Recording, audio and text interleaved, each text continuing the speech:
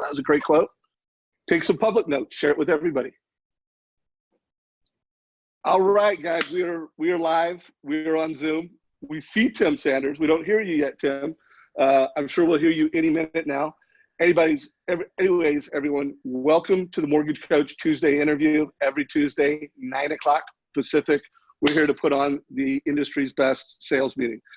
I've got the one and only Jeremy Forcier on today's call. What's up, Jeremy? What's up, Savage? Honored to be on as always, especially with, I got two of the most impactful people in my life on one call. It's pretty amazing. That's awesome. Yeah. Mr. Tim Sanders, how you doing, buddy? Hey, I'm doing great. Can you hear me? Yeah, baby. We can hear you. We can see you, and it's good to have you. We had no problems getting Zoom working right for everybody, right, guys? It was easy. Easy peasy. Yeah. So Tim, I think I first saw you at a sales mastery event. God, I mean, how many years ago was that I saw you on stage for the first time in the mortgage industry? That was a long time ago. So the first time I did sales mastery was 2004. The last time I did it, it was the hashtag WTF conference in 2009. So pre-meltdown, coming out of the meltdown. Yeah, baby. Exactly. It was good stuff. Yeah. So I enjoyed doing that. Since then, I was introduced to the folks over at Building Champions, a lot of folks like yourself. So that whole sales mastery thing was a great springboard for me to start working a lot in your industry.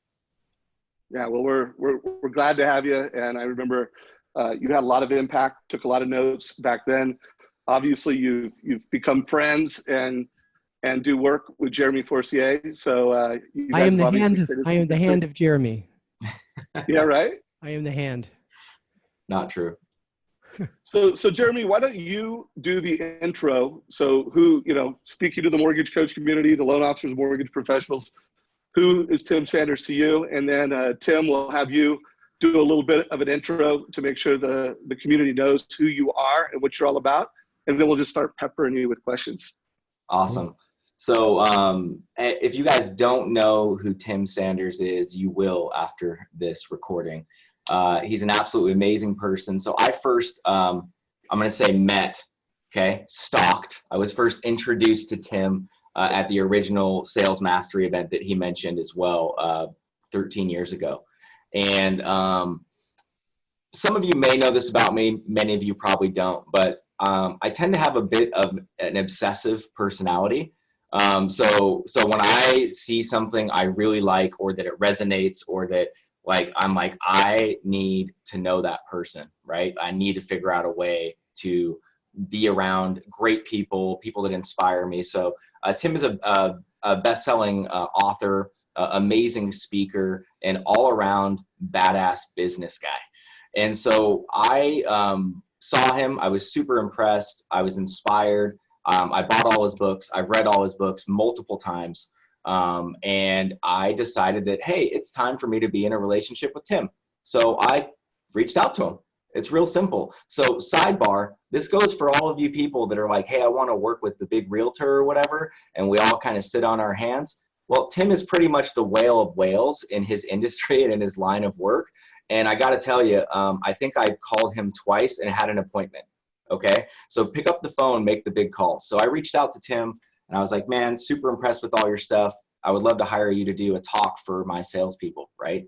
Around love, around the fact that it's not just a loan, around collaboration and deal storming, which is one of his books as well. And so we did that.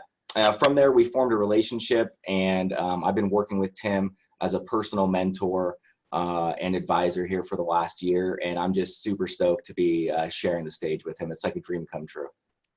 So before we go to Tim, I hope everybody got the takeaway, how Jeremy rolls. He said, it's like calling the big realtor. This is a guy who was top keynote at Sales Mastery, authored many books, and Jeremy decided that I need a relationship and I'm going to get after it. So I want everybody to write down, either do it now or do it before this call is out. Write down a name, a big name, someone that you're like, I don't even know if they'll take my call, and maybe it's a big realtor, maybe it's an author of a book, And it's not about whether they do it, whether you get them on the phone, whether you create a relationship. It's about you doing it. So let's everybody go whale hunting this week. And I love that intro. I love that intro, Dave. And speaking of whale hunting, so that was what really got me going in my career back in 1997. 1997, I was stuck in the cable television industry producing overnight programs. It was the Siberia of television programming. I read an article about a guy in Dallas, this is 1997, who was streaming video on the internet. And I thought, wow, my Discovery programs that are on at 3 a.m. could actually be on 24 hours a day on the internet. This guy I was reading about in Dallas, his name was Mark Cuban. And at the time, his company was called AudioNet, had 35 employees. Well, guess what I did? I looked at my network, and fortunately for me, I only had to look to my right because my wife, Jacqueline, had contacts inside the investor circle that funded Mark. I got an interview within a few days. I demanded that they hired me. They hired me. I sat on a stack of phone books doing inside sales for the first 3 weeks till I found my position. And less than 3 years later, after he sold that company to Yahoo for almost $6 billion, I had the chance to rise to their CSO title at Yahoo. And I always look back at seizing the opportunity with Mark after I read an article in 97. So Jeremy, this goes full circle. And I think it's a tremendous takeaway from today. When you see an opportunity, seize the opportunity, but seize the opportunity with a plan. And that's what Jeremy and I both had in common. When we seized our opportunities, we had a specific idea in mind, and that's what caused the relationship to move forward. Love this, guys. So we're going to have to tell more whale stories before this party's over. I do want to remind folks, whether you're watching us live on Facebook in the Mortgage Coach Productivity Mastermind, or if you're in Zoom and you have questions for any one of the three of us, but primarily Tim, because we don't get them all the time, ask questions. We will keep an eye on them, and we will make this organic. So Jeremy, I've got some questions, but I don't want to take over. I don't want to set the pace of the interview. You know Tim really well now. And by the way, you know the Mortgage Coach community really well. You know, what's a good question to kick it off that we throw Tim to just get this party started? Yeah, so I'm going to ask Tim, ask you a question, but I got to say, I am feeling very inadequate without a microphone. Now that you have a mic and I can hear you, I'm like, holy crap, like that sounds really good. So takeaway for me is I need to buy an external mic for my Zoom interviews. So Tim, you know, I think a great place to start is for people, I would love for you to define value. It's something that you and I talk about a lot is, and I think it's a bastardized concept, especially, well, in sales in general, definitely in mortgage. Like, so how do you define value in 2018 in mortgage and real estate and working with referral partners? Good point. So we add value when we help solve the larger problem. We don't necessarily add value when we do our job and stick within our line of service. We add value when we understand the customer or the referral partner's bigger journey, and we give them a gift for some stage of that journey. So for example, my real estate agent back in Morgan Hill, California, when I moved there in 2000, understood that I wasn't trying to buy a house. That was just a piece of the puzzle. What he clearly understood is I was trying to relocate my family from Dallas, Texas, to be in Morgan Hill, California because of a job opportunity at Yahoo. He understood that. So he produced value not just by helping me find my mortgage partner, which he did, being able to help me think about neighbors I could meet, which he did. He thought about the entire relocation process for me, gave me ideas on things like local move-in organizations, briefed us on the school. We decided to stick with the public school at Live Oak because of our real estate agent's recommendations. So what he thought about, and I'm actually going to do my first screen share today. I've been so excited to do this. Here we go. So what he thought about was he thought about the customer activity cycle. And he basically thought, I'm going to close all the value gaps. where competitors can come in and keep me from getting, Tim's house when he decides to sell it later, or Tim's next house, which hopefully will be closer to Santa Clara than Morgan Hill. And so he looked at every piece of the customer activity cycle, and he surrounded that with value. So when I think a little bit about this real estate business, I think that we create value by understanding that no one wants to buy a home. What they want to do is either relocate, they want to move up, they want to move down, or they want to move over. I'm just kind of making this up. But if we identify the true customer activity cycle, we understand that it has a lot of points in it that our business doesn't necessarily address. So for example, there's the title issue, there's the insurance issue, there's the moving issue, there's the shopping, nexus issue to replace our services. There's things now like security. So, I was talking recently to someone in the real estate industry, and she has a massive Rolex because that's how she produces value, is she can help find you the electrician in this locale that can install Ring just like you had it back in California and have it running the next day. So value is about understanding the bigger journey and providing gifts for that journey, some of which are in your traditional business offering, like mortgage loans, and some of it is outside the offering, but highly competitive. And as I showed you in the last graph, you want to do this, because if you don't, you're leaving a hole a competitor could drive a truck through. So when it comes to real estate agents who give you your referrals, you need to think about the larger problems that real estate agents are trying to solve. One of them, and Jeremy is great at this, is Salesforce. So for a lot of real estate agents, a big problem they're trying to solve in their massive journey is getting organized with their prospecting and their pipeline so they can do a better job. The real estate industry is one of the last on board to start massively adopting Salesforce. Jeremy, I know you're a power Salesforce user. So you produce value for your real estate partner by educating them on how to use Salesforce. And I don't just mean how to log on, but how to use it strategically, like the burner app and other type things. That, my friends, is value add. And that's how I think about it. So I love that. And Dave, feel free to jump in whenever you want. But as far as what I love about what you said is that in a lot of ways, once again, it's getting back to basics, right?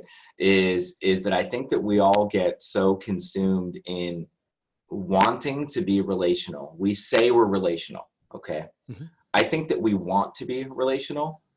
We haven't closed that gap, though, between transaction and relationship, right? And that gap is the value.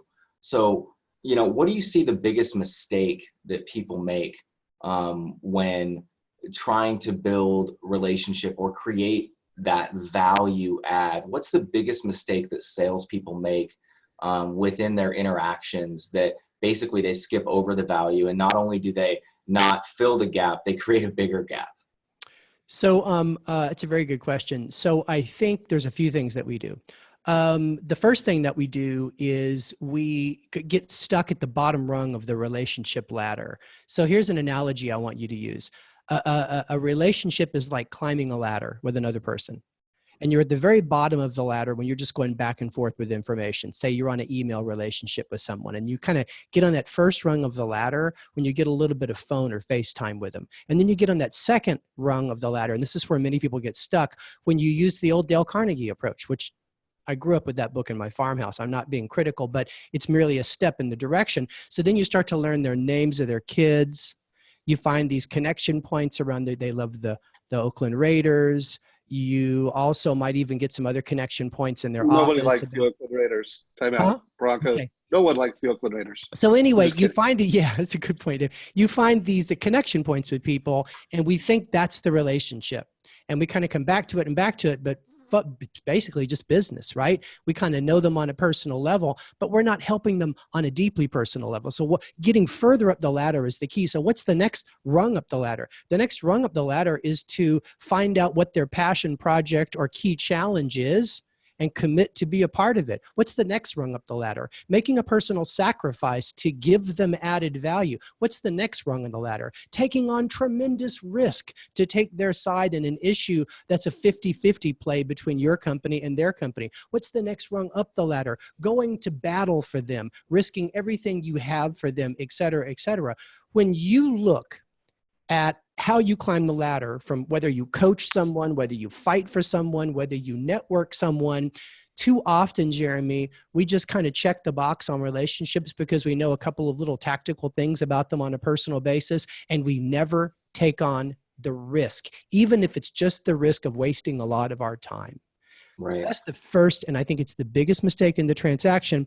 I think the second thing, I just want to say the second thing too, is expecting something in return. So, and Dave, you'll have to ask Jeremy on a sidebar off the air about this, but he'll tell you I'm getting into your industry in a big way next year. So I'm studying the entire mortgage industry from a disruptive standpoint about how can we either double the amount of referrals we get from real estate agents or find alternative referral sources and double those. And so when I kind of take a look at all of those markets, I think, well, the first thing I'm going to do is I'm going to go out and I'm going to give away a lot of awesome gifts. And I don't mean like gifts, like physical gifts that aren't compliant with regular. I mean informational gifts. And I'm going to go out and I'm going to mentor as many real estate agents as I can find, and title agents, and local development, local developers, and ERISA attorneys, and all kinds of people that I think are somewhere in that buying journey. And when I give them the gift, I will never expect anything in return. And when they look at me after maybe I've gone to their office and sat with them for 40 minutes and talked to them a little bit about what I mentioned before, this customer activity cycle and the Rolodex, they might look back and say, Tim, how can I ever repay you? And I'm going to say to them, you owe me nothing but seizing the opportunity and what I've taught you. And I just trust that in the future, if I'm a good fit for one of their customers' problems, I'll be top of mind. And it's that trust that we extend to them that causes them to trust us with their clients and the loans, especially if we're kind of new to the industry. Right. Yep. Love this conversation, everybody. And I love that. I think that's just good advice. Forget about sales and becoming essential to partners, the give without expectations. And by the way, really do it. Like, really think about how you think, because even though you may not show up like you expected something, if you think it's just going through your head, you've got to somehow change that. That's, by the way, that's one thing that's I think distinguished with Jeremy, is he's just always giving. I mean, he gives so much value. Yep, that's why. Exactly. And if people don't think you're foolish with your time, then you're not doing it right. Right. If they don't scratch your head and say, how does Jeremy even produce with all this time he's spending with people, then he's not doing it right. I love that. This is so good. Other thing I want to make sure people don't go past it without really calling it out. You start off by defining value as to solve the bigger problems, and with a family, that's where, in the conversion playbook, we talk about finding out what their hopes and their dreams and their goals are. And then when you deliver the mortgage advice, it's not just, here's the best rate. It's solving their hopes, dreams, and their goals. And you got to go deep. So I would just ask everybody, do you know the hopes and dreams of the last loan you took? So, and the loan before? Let me add to that, because I love that idea. And so the way that I would think about it is, you want to solve the present, the near future, and the future needs, and think of them as three concentric circles, right?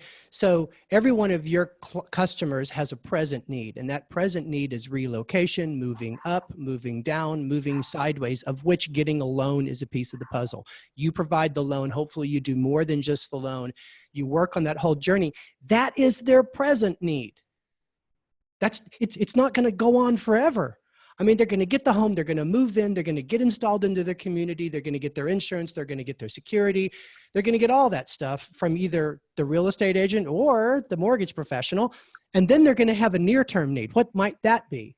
Well, that might be finding success in their new job by getting plugged into business opportunities. That near-term need might be finding a new way to make a difference in their community, either through church or nonprofit. That's a near-term need. And then a long-term need for them might be to own their own business. And if you think like that, then even after the loan is closed and they move into the house and they get the pizza and the Sperry's book and all that other stuff, and your loan is gone off to someone else for servicing, when there's an opportunity later You now have a chance and a reason, justifiably, to get back in contact with them or stay in contact with them years after you got them the loan, because you're beyond the present need of relocation. You're even beyond the near-term need of helping them find leads in their own community for their new business. You're partnering with them on their entrepreneurial dream. Who do you think they're going to go to for their loan, regardless of who the real estate agent recommends? When the refi boom comes around, right, Jeremy? Right? Refi 2021. It's going to be a racket. So. It's going to be the bomb. When that comes around, the people that get the refis won't just be the people that work the hardest to prospect. They'll be the people that served those long-term needs and stayed in contact with a lot of people. And I think that is why it's important for us to think about those concentric circles and put those hopes and dreams exactly where they fit, which is usually the future as opposed to the near-term future or the present, because we've got to give good return on attention every time we talk to our customers if we want to ever talk to them again. And with the millennial wealth transfer, that is times 10. I love that. I love that. So I want to connect the dots because it's such a great opportunity. I'm going to show one of Jeremy's total cost analysis. And I want everybody, I hope you took notes when Tim talked about creating value, the immediate need, the near-term need, and the long-term need. And part of that is the science of what makes a total cost analysis so powerful, is because it starts with immediate need. I need a loan, I need a transaction. And then, let's look at the immediate monthly payment. And then notice there's a near term, which it might be 3 years. It might be, in this case, 60 months.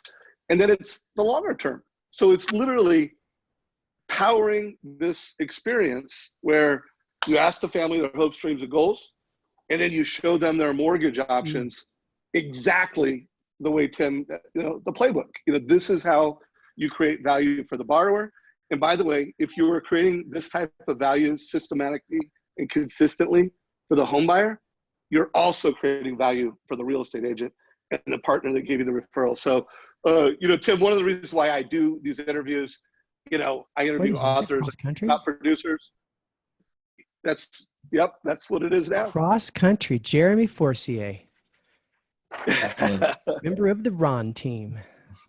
So yeah, I love that. And I love how you think about that. Let me just plus with you a little bit, Dave, because I love this line of thinking. So if we take it like that, and we think about refi opportunities in a few years, think about the idea that some of your customers, like me, 56 going on 57, I'm this many.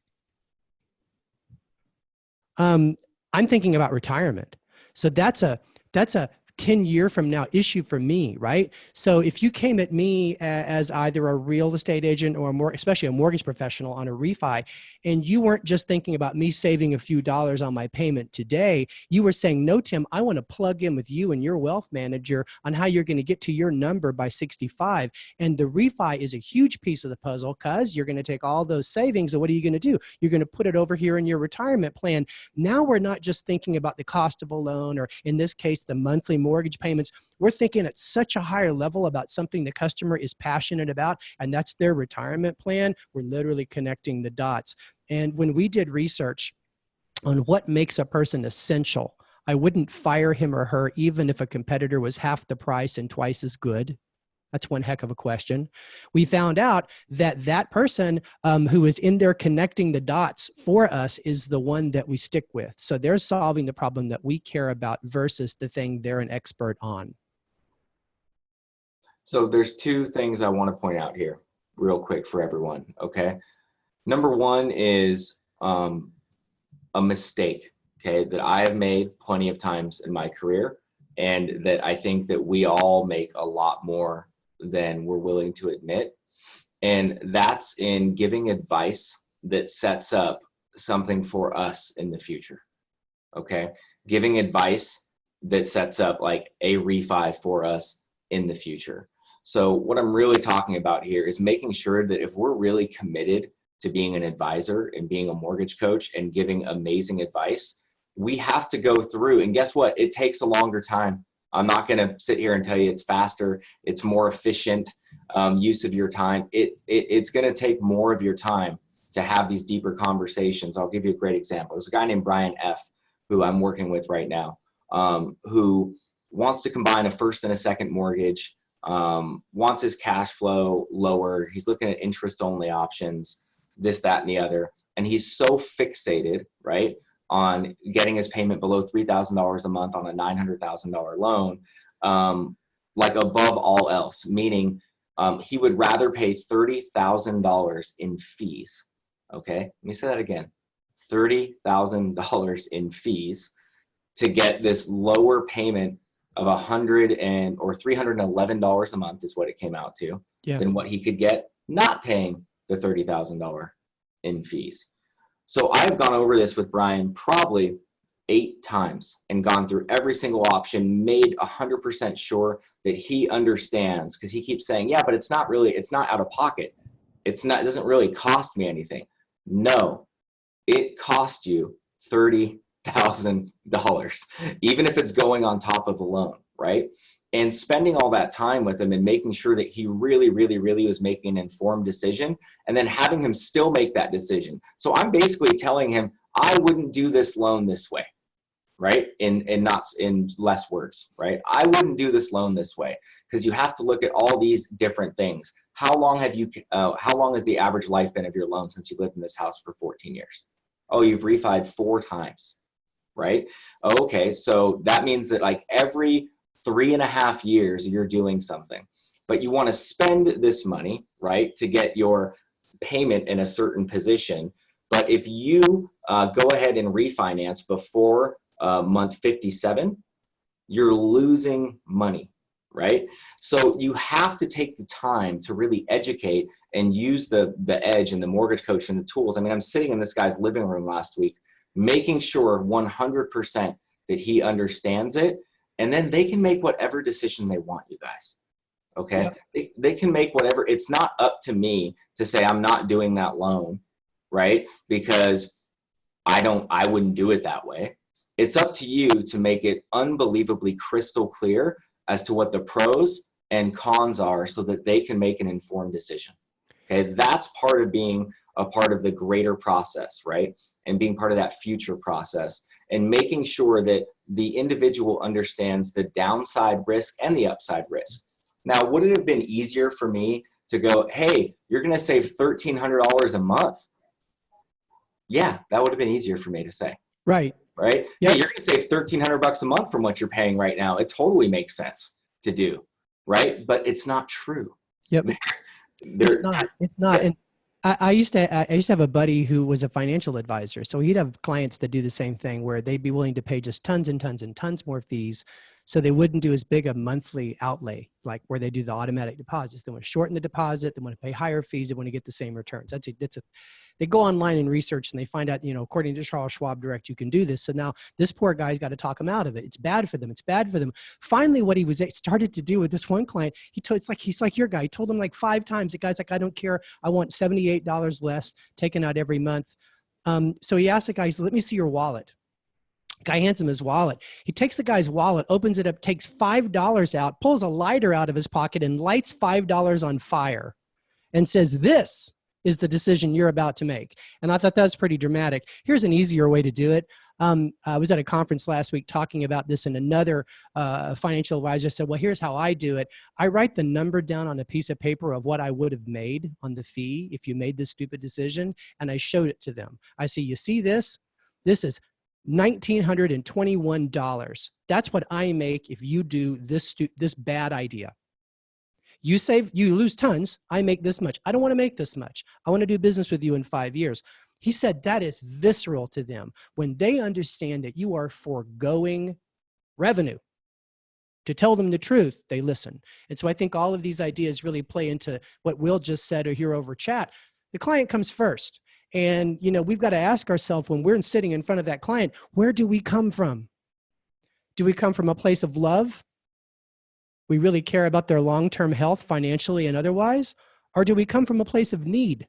I need another loan because I got to get 14 this month, right? So you got to ask yourself where you come from, and you got to make your numbers. But if you trust the system, you'll find out people are good, people give back, and people will rain opportunities on you if you make these investments. Love it.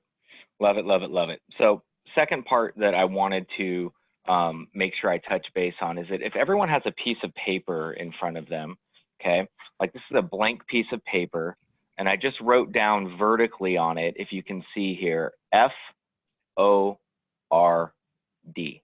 okay, Ford. So I get questions all the time on like, well, how do you start these deeper conversations? How do you go about it? And it's real simple. When I start calling people, I keep this in front of me, and then I choose one of these to talk about. So let's go through it. Here's what Ford stands for. F stands for family. Okay. F stands for family. All right. O stands for occupation.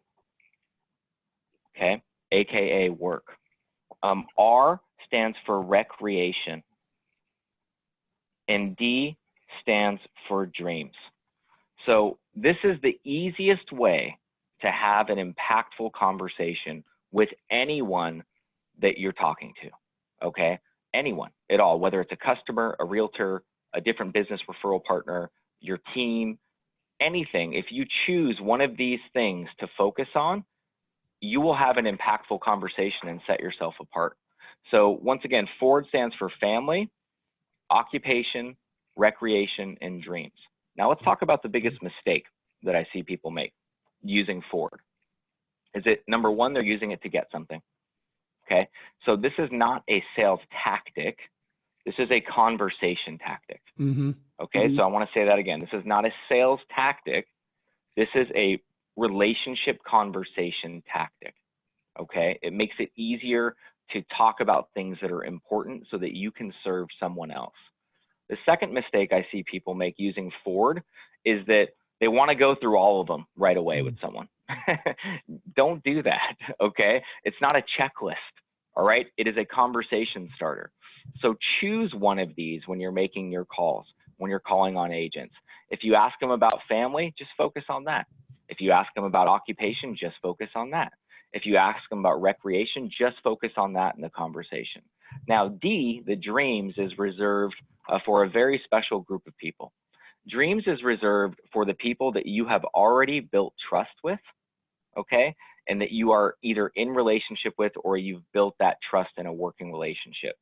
I'm going to tell you guys a funny story. So the first time that I ever saw the High Trust interview series from Todd Duncan, like I don't even know when it was, 2006, way back when, 2005, they had this crazy interview list, right? And the biggest mistake that I made was going through that deeply emotional question list with someone I met with for the very first time. Okay.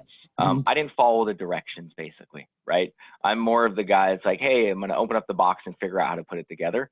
And it doesn't always work out when you do that. So when I went into dreams and talking about what is your, daughter going to think of you? What's she going to say about you when you're, when she's 35 and you're on the phone all the time? And I had this person, Tracy, sitting in front of me, just break down in tears, right? Just crying. And then, of course, I'm an ill-equipped emotional person, especially at this point in my career, and I didn't know what to do. So I did what any other knucklehead would do. I just kept reading the next question. Okay. I just went right on and kind of dismissed this really vulnerable, which is what we're talking about, vulnerability here. Okay. And being open to other people and serving them and getting to know them. And I just went on. Now, how many deals, Tim or Dave, do you think I did with Tracy? Not a lot or a lot? What do you think, Tim? One at the most? 0.0. Okay. 0.0. And the reason is that you think about it like this, right? When you're dating someone, you're dating them. You're courting them. You're getting to know them. You're showing your value. You can't just hop in the sack. Okay. It doesn't work that way. All right. So when you're listening to all these ideas and these topics about, I just don't want it to get lost on you guys that it takes time. It's not an instant thing. Transferring trust isn't an instant thing. Having people buy into you and trust you isn't an instant thing. We all live in this curated ass life on Yep. Instagram and Facebook, and we see the best of everyone and their one glimmer of hope during the day.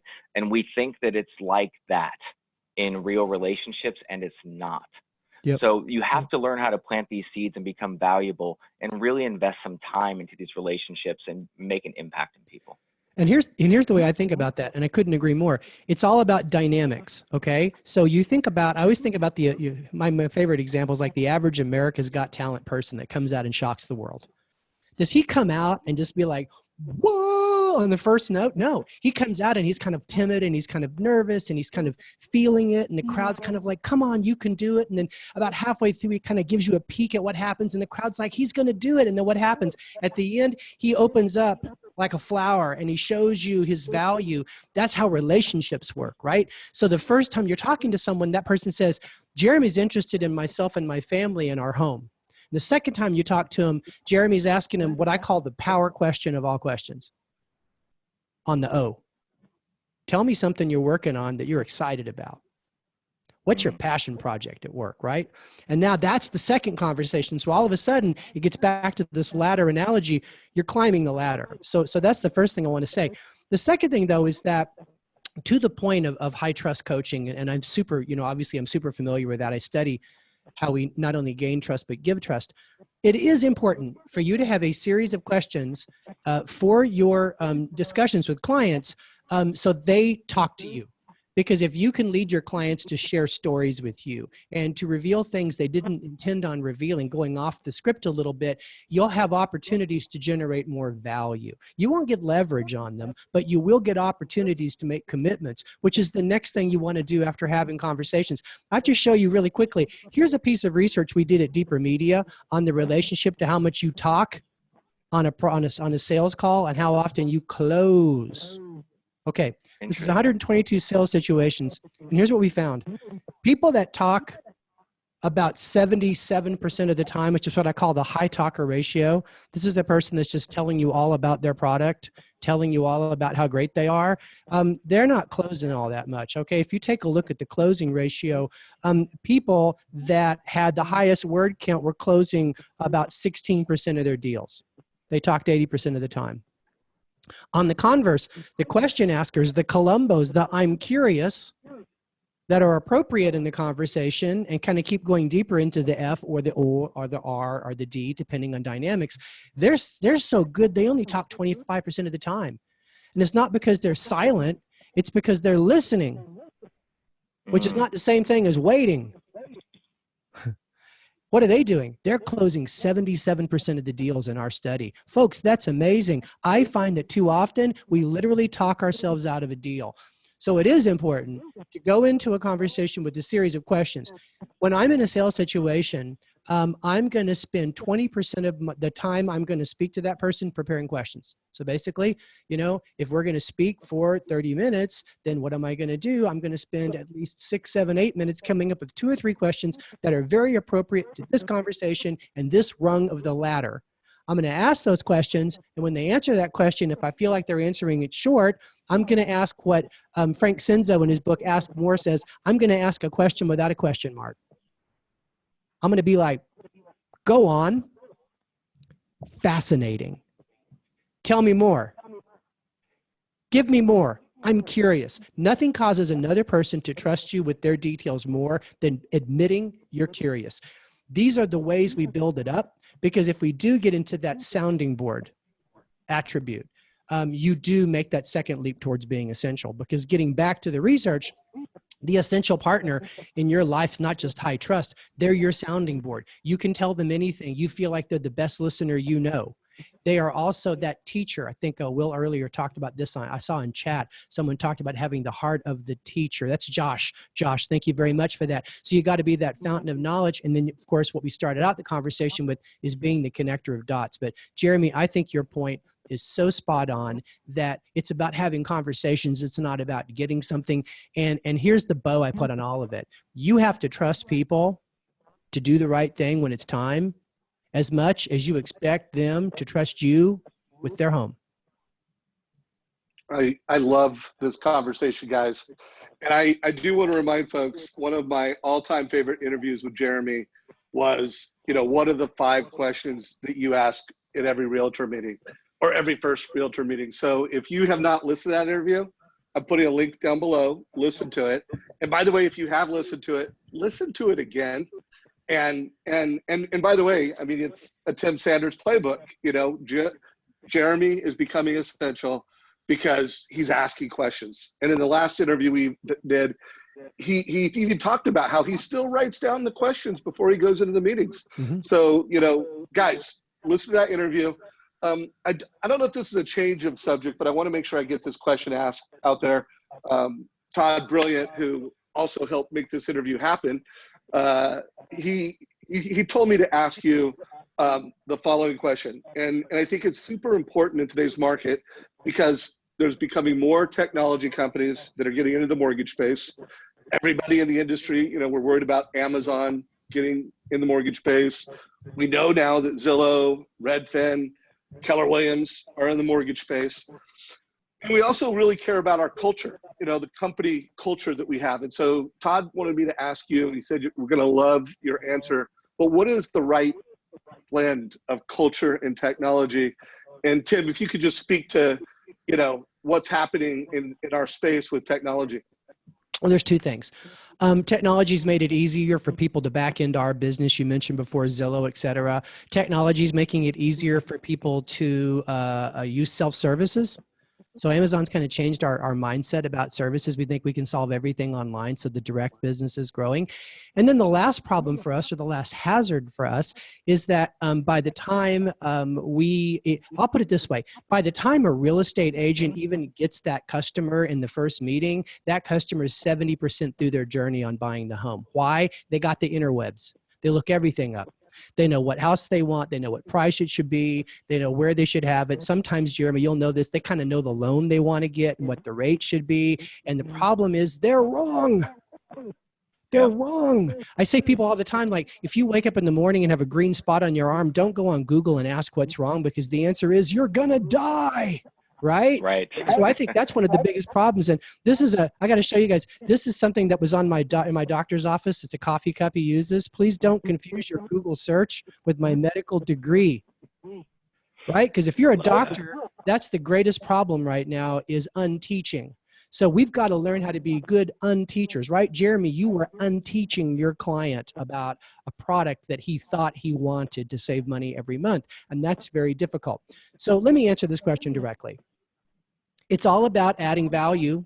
It's all about showing that you love them as a person in a world where we're becoming increasingly lonely. And my motto, Jeremy, I think it's yours too, is, hey there, without the love, it's just a loan. Yep. Because the reality is that the automators are going to eat the innovators unless the innovators keep it human. Because at the end of the day, that's our value add in retail.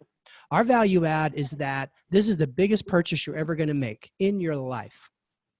You want that house. You and your family already own that house in your minds. It's going to break your heart if you don't get that house. This is a big deal. And when we bring the love and the empathy and the value add to that transaction, they'll talk to their friends out of direct, or when we're unteaching them, they will think of you as a coach and not a detractor. And that will give you more and more room to unteach that person. Like Jeremy, I know, for example, when somebody comes to you and they want down payment assistance, you're brutal, right? But you've established the relationship first. They know you care about them first. And I know I made fun of not made fun, but I referred to Dale Carnegie earlier, but I'll never forget in the 1920s, when he was a YMCA teacher in Manhattan, his catchphrase before he wrote his book was this: you accomplish more developing a sincere interest in people than you'll ever accomplish trying to get people interested in you. So while the market's growing and some of the market will go direct, some of the market will be a little bifurcated by new entrants like Zillow, et cetera. At the end of the day, they can't be as human as you. And I think you can still find a lot of market, if not an increasing market, by just focusing on these relational building blocks we talked about on the call. Because disruption's been with us for as long as we can count. I mean, I went to Dodd-Frank. This is an awful set of hearings. Talk about disruptions coming. It's just always going to happen. But if we keep it human, we're the survivors, and we thrive in these situations. I love that. And we talk about that in the lead conversion playbook, folks. We talk about the concept of, if you want to beat Amazon and call it internet lenders, technology companies, you need to do what they can't do and what they're not going to do. And one, they're not local.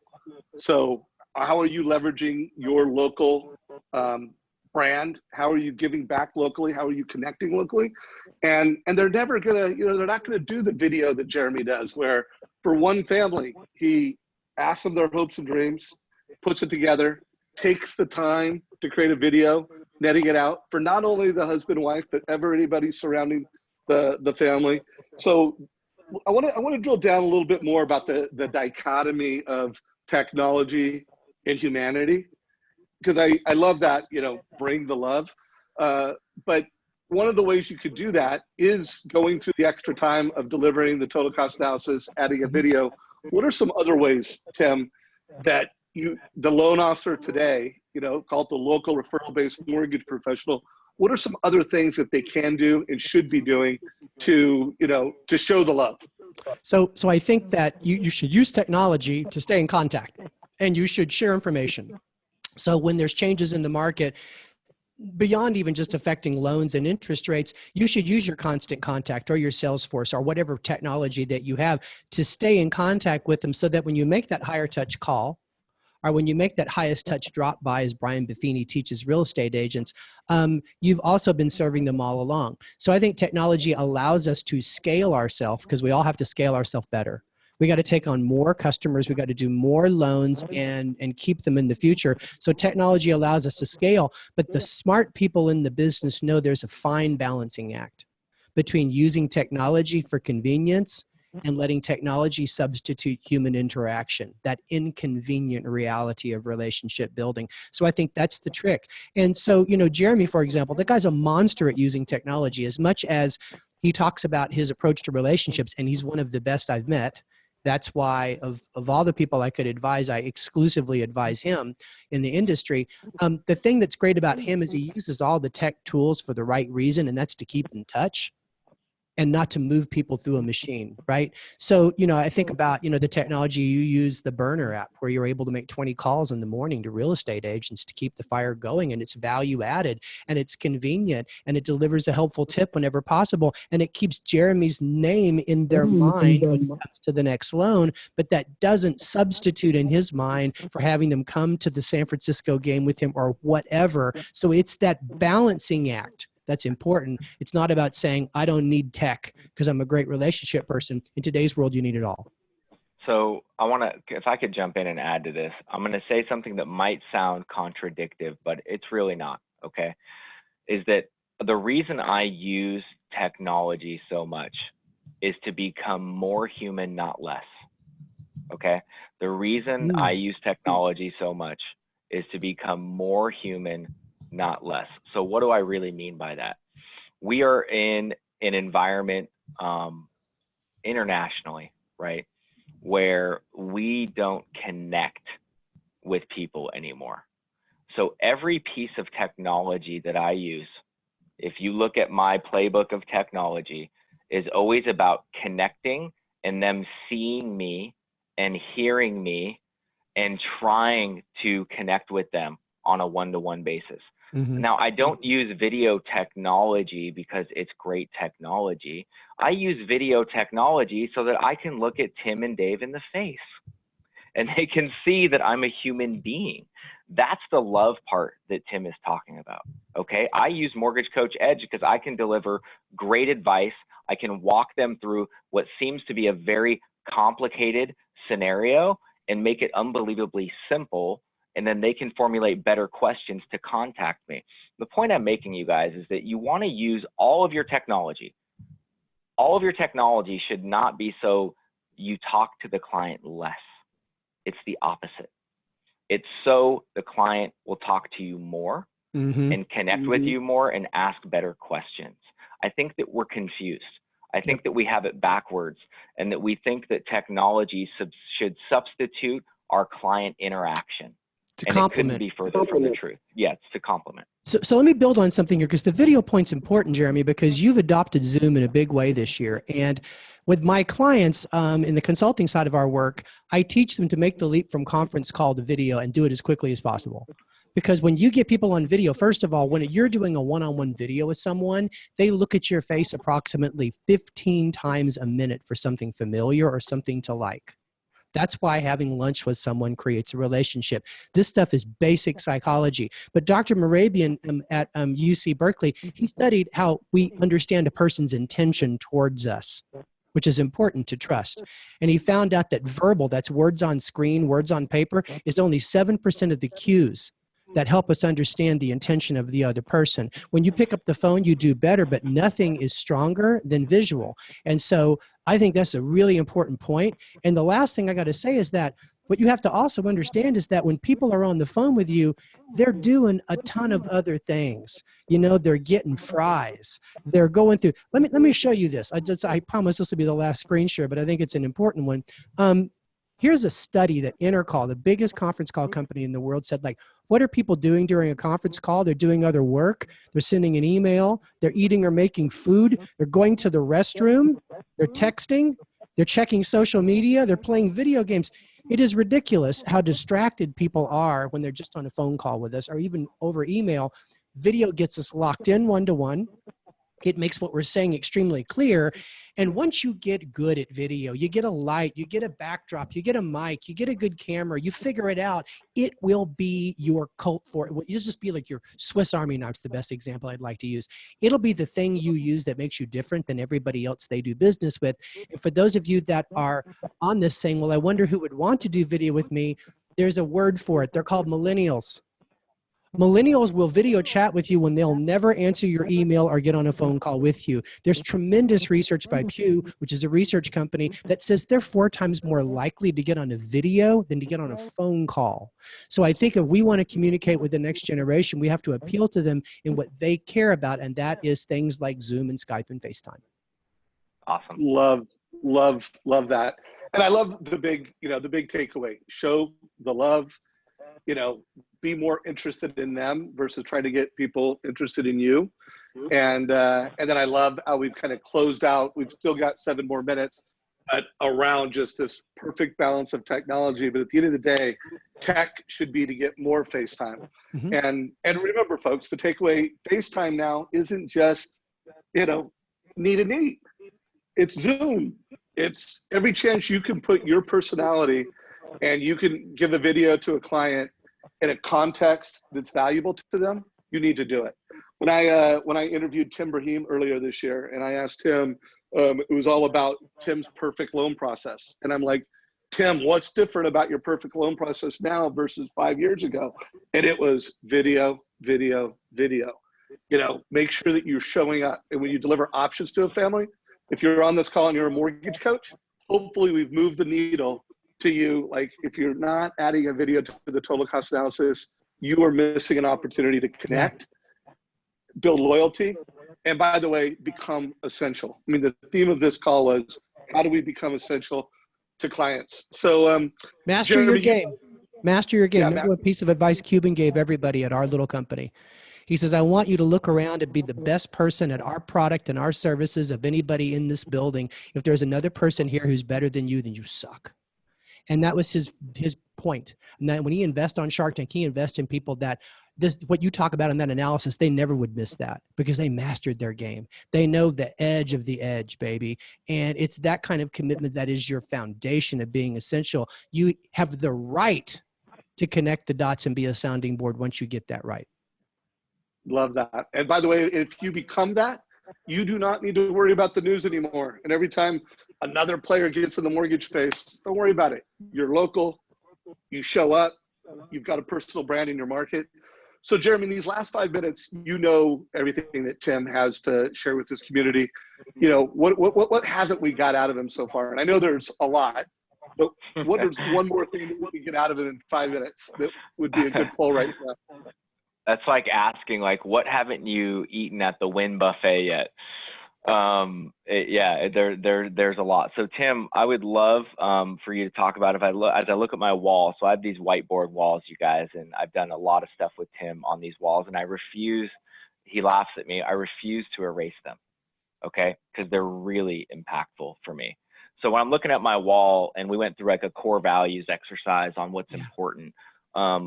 Something that jumps out to me a lot of the time, Tim, is this topic around transparency. And you know, what I wrote down next to transparency was simplicity.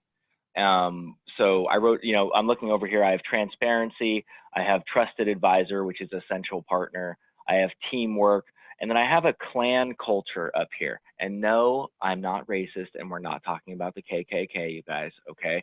But I think it's important that you talk about that cult kind of following that you can create by being an essential partner and by being simple and by being that trusted advisor. So how would someone that's on the call here today, okay, if you were to give them 3 things, okay, that they would need to do that will quickly move them towards trusted advisor, keeping it simple with transparency, and creating a cult type following, what is a recommendation or 2 or 3 that you would make to get someone to move quickly towards that?